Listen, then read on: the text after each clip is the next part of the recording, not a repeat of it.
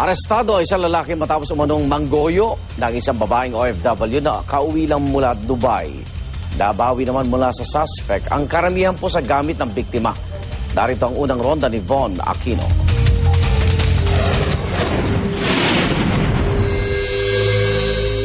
Sabihin mo na yung totoo na magnanakaw ka.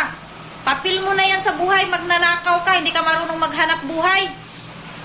Ha?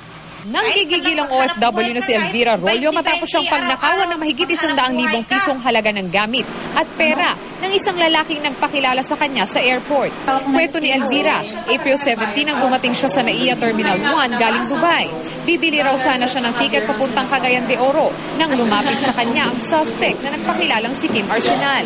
Usap-usap kami, buhay-buhay namin na mahirap.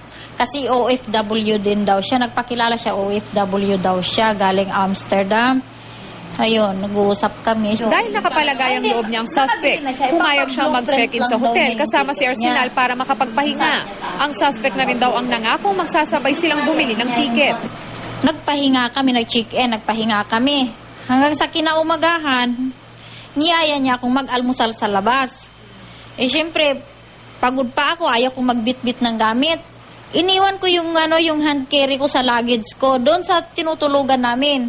Iniwan ko yon, lumabas kami, wala akong bitbit. Matapos kumain sa mall, dito na raw siya iniligaw ng suspect at saka naman tinangay ang lahat ng mga bagayeng iniwan niya sa hotel. Naglalaman ito ng 6 na cellphone, 30,000 peso cash, mga branded na pabango, mga damit, isang relo at isang 32-inch TV.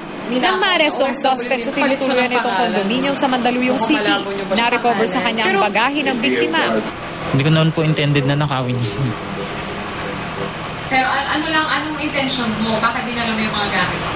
Custody dun sa Kasi binigay ko nga ang pangalan ko tapos yung ticket ko papuntang Boracay sa araw na yun Bagamat naghihinanakit, nagpapasalamat na rin daw si Rollo na nahuli ang suspect at naibalik ang karamihan sa kanyang mga gamit.